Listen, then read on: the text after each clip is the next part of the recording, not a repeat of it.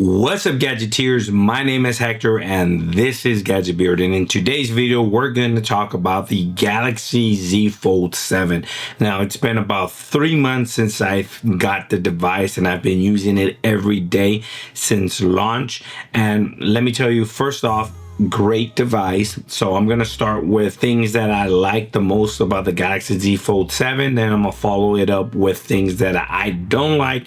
And then we're going to end the video with the number one thing that I absolutely love about this device. So make sure you stay to the end. And then we're going to sum it all up at the very end. So with that being said, let's start with the things that I like the most about the Galaxy Z Fold 7.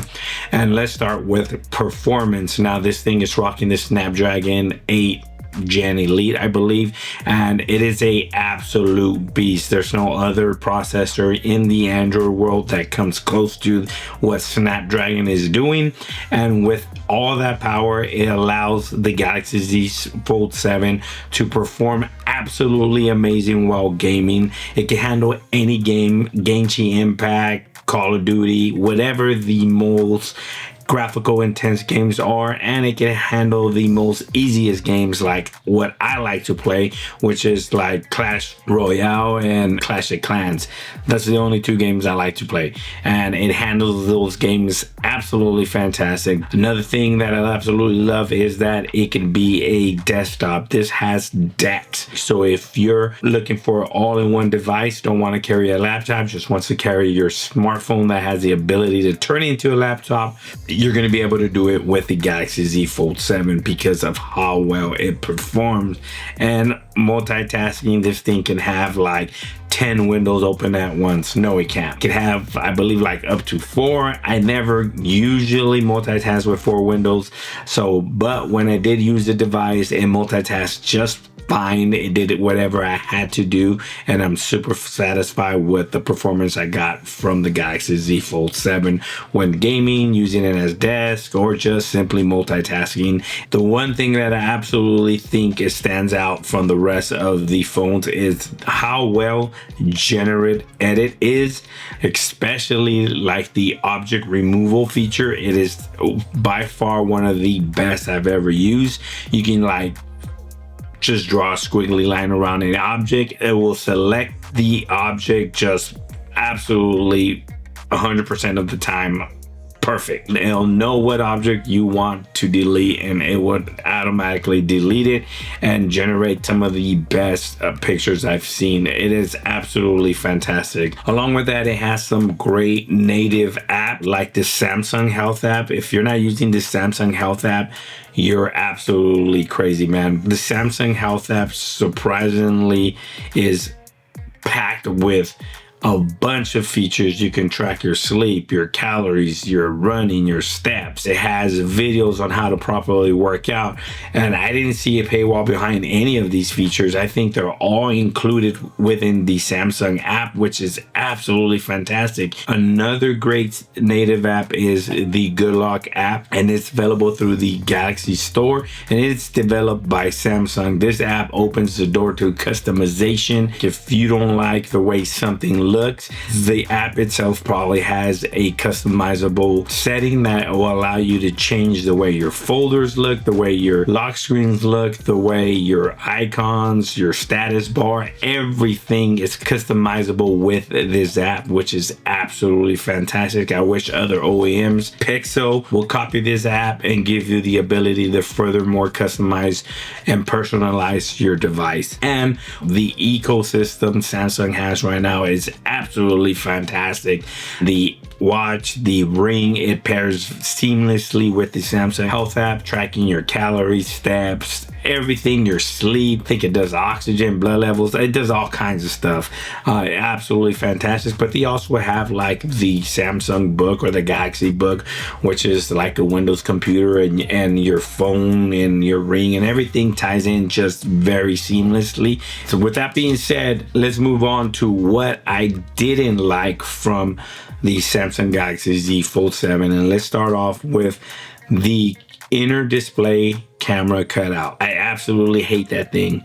It is like smack down in the middle of the second portion of the display, which is absolutely stupid because when you're watching video on the biggest image possible, you have to turn the phone sideways. And when you turn the phone sideways, that camera cutout is right there, smack down on your image. It cuts into your viewing experience all the time. It absolutely sucks. And also when gaming on the games that forces you to rotate the phone in landscape mode, same thing. The cutout smack down right there in a weird spot. I wish they would have put it in the corner like the Pixel 9 Pro Fold did, and at least when watching videos you have the black bars that eliminate that. That is one thing that I don't know what Samsung was thinking. I hope they fix it in the next iteration on the Galaxy Z Fold 8 or something. Another thing that I absolutely hate is the native keyboard. The native keyboard on the Samsung Galaxy Z Fold 7 absolutely sucks. This thing is garbage. Voice to text, it never understands what you're trying to say and convey and put it back into text. And when sliding, when you slide the keyboard to like text, that also sucks. It never can predict the word that you're touching on or what you're trying to type. So you're gonna say, why didn't you try Google Keyboard? Because I'm trying the device as is, and most people when using or buying like a Galaxy phone or any phone tend to not change the keyboard. So I'm just giving you the experience I had with the native keyboard, and it wasn't good. The camera, when recording, I am a content creator and I do use my phones to record anything that has to do with my Cybertruck, and the camera overheated a lot on me. I do live in California. It doesn't get too hot here, but when recording video for my Cybertruck, the camera did tend to overheat a lot. It was shut off and then it'll kick me out of the app and I have to wait for the phone to cool off before being able to record more video. Just be on the lookout for that. Battery life is subpar. It's not the best. Mostly I think because they did make the phone thinner. If you're a power user, you're not going to get full day battery life. Just be aware of that. It does fast charge, so you can mitigate that with that itself. And the next thing that super annoyed me was the power button / fingerprint reader and how recessed it is to the frame of the phone. Sometimes they wouldn't even read my fingerprint because if you're using a case, you have to really stick your thumb or your finger really in there to get a good reading or to even press that button. For some reason, they just made it super recessed, and I didn't like how you had to try extra hard to actually unlock your phone or power the device on. And maybe that's just me. It could be you too. Let me know down in the comment section below if you're having the same issue. Another thing, either it's One UI 8 or I don't know what it was, but the OS did have bugs, a lot of bugs, surprisingly. It's a good performer, but it wasn't flawless. Especially like I'll be watching YouTube videos, TikTok or Instagram videos, and I'll close out of the app.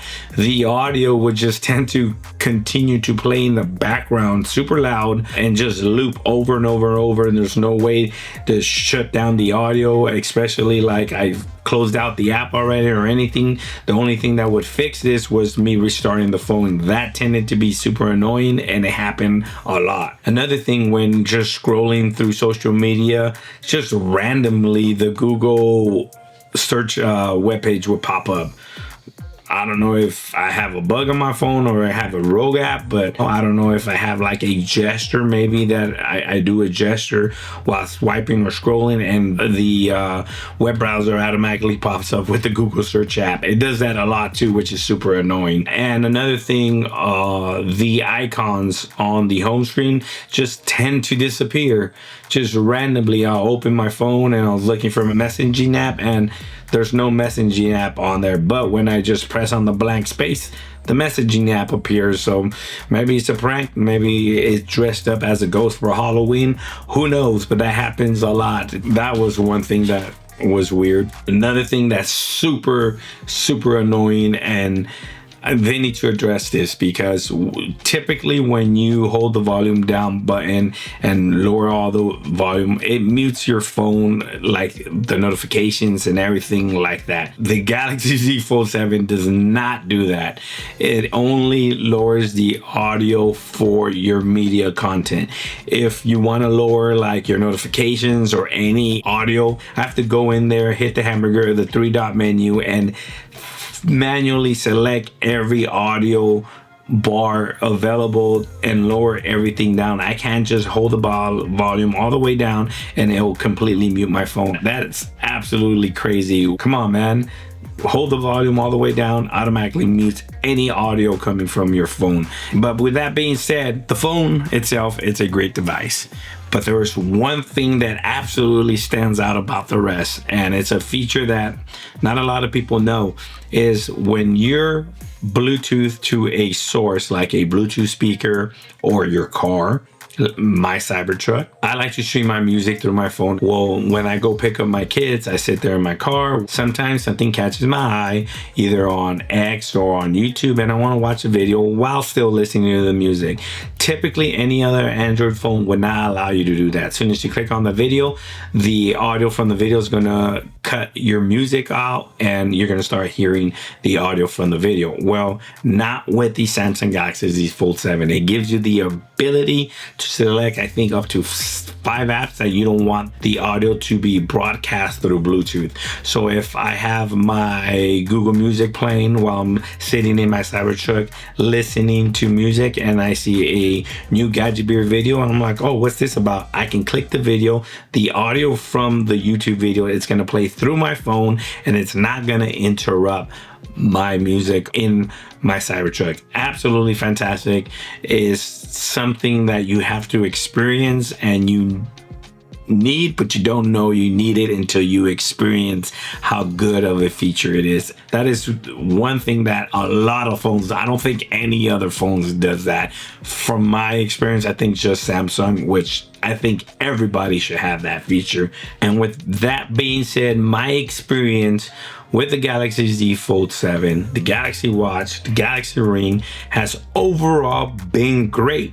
It's a great performer, has decent cameras. One UI is getting better, it's smoother, the animations are nice and crisp. Just me personally, I come from a Pixel device. I've always been a Pixel fanboy, and I think it's time to move on to the next foldable, the Google Pixel 10 Pro Fold. Now, not to say that this device is bad.